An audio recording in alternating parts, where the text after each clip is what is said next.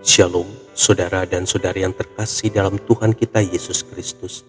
Marilah kita luangkan waktu beberapa menit untuk berkencan dengan Tuhan saat ini, agar dari hari ke hari kita semakin dekat dengan Tuhan, sehingga hidup kita semakin diberkati dan menjadi berkat.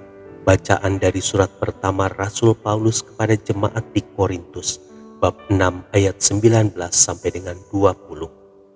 Atau tidak tahukah kamu bahwa tubuhmu adalah bait Roh Kudus yang diam di dalam kamu, Roh Kudus yang kamu peroleh dari Allah, dan bahwa kamu bukan milik kamu sendiri, sebab kamu telah dibeli dan harganya telah lunas dibayar. Karena itu muliakanlah Allah dengan tubuhmu. Demikianlah sabda Tuhan. Syukur kepada Allah. Saudara dan saudari yang terkasih dalam Tuhan kita Yesus Kristus, seorang gadis yang sangat dimanja oleh ayahnya terjerumus ke dalam dunia narkoba. Ayahnya membesarkan gadis itu seorang diri karena istrinya telah meninggal dunia ketika melahirkan putrinya tersebut. Karena kebutuhan akan narkoba semakin meningkat, ia mencuri uang tabungan ayahnya kemudian melarikan diri ke Jakarta. Di Jakarta ia kesulitan mencari pekerjaan layak sehingga ia bekerja sebagai wanita penghibur di sebuah nightclub. Setelah 1 bulan di Jakarta, ia mendapat sepucuk surat dari ayahnya. Dalam 1 minggu ia mendapat 3 pucuk surat, namun tak satu pun yang dibacanya. Hari terus berganti, surat pun berdatangan, tapi tidak satu pun yang dibacanya.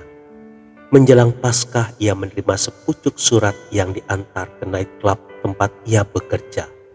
Akhirnya dari salah seorang karyawan ia mengetahui bahwa yang mengantar surat itu adalah ayahnya sendiri. Kekerasan hati gadis itu akhirnya luluh. Dengan tangan yang gemetar ia membuka dan membaca surat itu. Anakku sayang, ayah sudah lama tahu di mana engkau bekerja. Saat ini hanya satu yang ayah inginkan. Maukah kau pulang ke rumah kita? Tiba-tiba gadis itu merasa rindu pada ayahnya dan memutuskan untuk pulang. Ternyata sejak ia pergi dari rumah, ayahnya sering begadang untuk menanti kepulangannya. Dari hasil pemeriksaan dokter, ternyata ayahnya mengidap penyakit kanker. Hati gadis itu semakin hancur. Ayah, aku bukan putrimu yang sangat kau banggakan dulu. Aku hanyalah seorang gadis penghibur yang telah kotor. Bahkan aku kena penyakit AIDS. Ayah jangan dekat-dekat aku, nanti ayah tertular, katanya. Ayahnya diam, ia malah mempererat memeluknya, seolah tak ingin melepaskan anaknya yang telah kembali. Saudara dan saudari yang terkasih dalam Tuhan kita Yesus Kristus, mengapa Yesus mau datang ke dunia padahal ia tahu bahwa ia akan ditolak, disiksa, dan mati seperti seorang penjahat?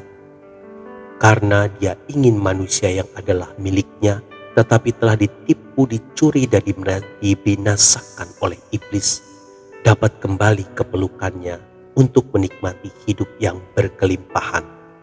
Kerinduan Allah pada kita tercermin pada kisah di atas.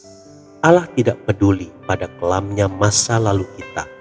Yang ia inginkan adalah kita kembali ke pelukannya dan menjadi miliknya melalui kematian Yesus di kayu salib. Saat menerima penebusan Yesus, kita milik Yesus sepenuhnya. Dosa kita sudah ditebus dengan harga yang amat mahal, yaitu dirinya sendiri. Marilah kita hidup sebagai anak tebusan dengan hidup lebih baik yang dapat menyenangkan hatinya. Tuhan Yesus memberkati. Marilah kita berdoa dalam nama Bapa dan Putra dan Roh Kudus. Amin. Tuhan Yesus, terima kasih karena Engkau sudah mau mati untukku. Dosaku yang begitu besar telah Kau tebus dengan kematian-Mu di kayu salib. Kini ajarilah aku untuk hidup lebih baik lagi, agar pengorbanan-Mu di kayu salib untukku tidak sia-sia.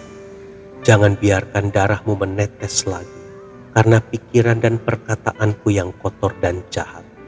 Jangan biarkan luka-Mu menganga lagi, karena kenajisanku. Jangan biarkan air mata-Mu mengalir lagi, karena sikap acuh tak acuhku padamu.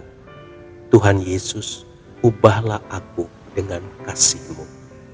Amin. Dalam nama Bapa dan Putra dan Roh Kudus. Amin.